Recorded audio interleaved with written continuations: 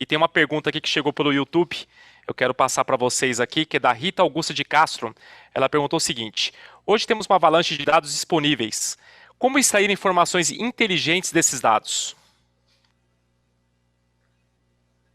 Bom, primeiro a gente precisa entender qual que é o problema, né, que temos nessa avalanche de dados, né? Esse é o primeiro passo. Dentro desse problema, a gente precisa entender também se a gente tem elementos para a gente resolver o problema, né? Se a gente tem dados ali que sejam valiosos, se geram valor, que geram, aliás, valor para a companhia. E aí, a partir disso, seguir na tratativa do problema, como você vai responder? Ah, será que, de repente, um tratamento desse dado que vai chegar de forma bruta? Primeiro passo, depois entender com a ajuda da estatística se a gente vai precisar ter algum modelo, né? E por fim, armazená-lo em algum lugar e trazer aí uma visualização, como o Marcos já colocou aí, a Edmila também, trazer isso daí de uma maneira muito didática, muito bem explicada, né?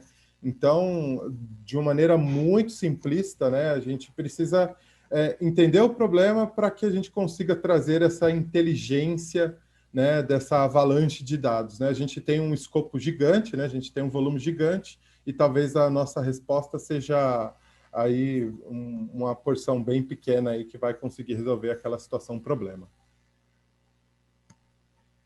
Bom, deixa eu tentar complementar aqui. É essencial começar entendendo qual é o problema, o que você quer resolver, né? Você pode ficar séculos analisando seus dados, você vai achar coisas interessantíssimas, eventualmente correlações ali entre os dados interessantíssimas, mas e aí?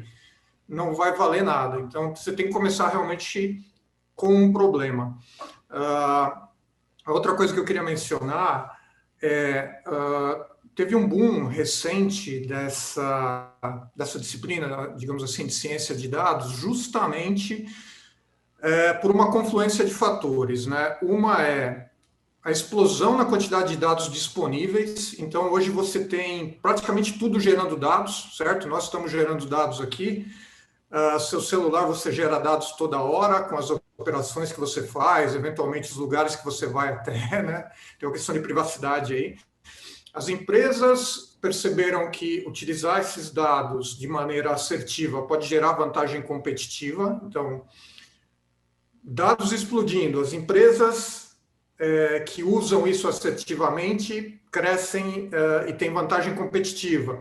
As técnicas evoluíram, poder computacional evoluiu, você tem computação distribuída, né? Você tem várias técnicas, então, que agregam tudo isso, e isso culminou numa explosão aí recente dessa área de ciência de dados.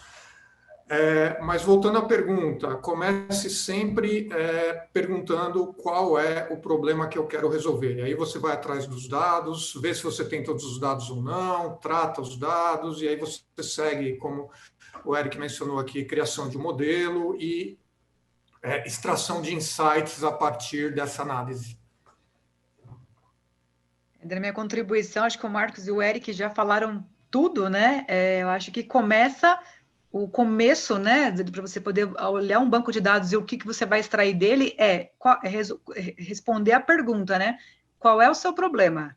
Qual é a sua variável problema? Para a partir disso você entender se aquele banco de dados ele vai ser útil ou não, né? Então, o que acontece, que eu vejo, né, e presencio em alguns momentos, é que existe uma romantização do assunto ciência de dados, né? Então, as pessoas acham que elas podem ir pegando um montão de banco de dados e cruzando as coisas, mas qual é a resposta final? Qual é o produto final daquele cruzamento de diversos bancos de dados diferentes, né? Então, tem que ter em mente, a pessoa que está trabalhando com um banco de dados ou que quer entrar para a área, ela tem que ter em mente que ela tem que, sim, saber o que ela vai usar, onde usar e para que usar. né? Que aí você tem um conjunto completo aí para poder tomar uma decisão de forma mais assertiva, né? Sair cruzando dados por cruzar, aí você vai estar fazendo um trabalho que de repente você vai estar perdido, porque não tem uma resposta, né, atrelada a somente você estar buscando informação de diversas fontes, mas você não vai resolver o problema com aquilo, né? Então, às vezes, o menos é mais.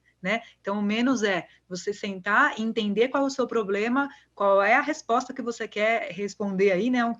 Qual é o problema que você tem aí para solucionar, e aí, a partir disso, você vai procurar o que você tem, né? Ou por onde você vai buscar a informação para poder pensar em modelagem ou pensar em estruturação de banco de dados. Eu acho que vocês pegaram o ponto exato, né?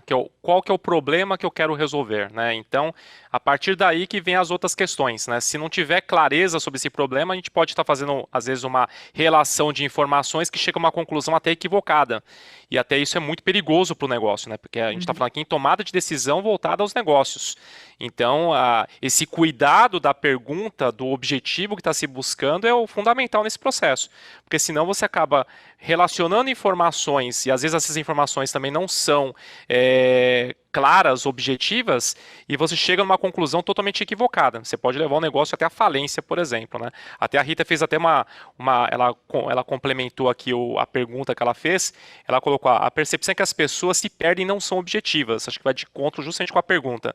O buraco é mais embaixo. Na verdade, o buraco é a pergunta, né? Então, assim, para que se quer? O que se quer resolver, né? Então, acho que isso sintetiza bem essa abordagem.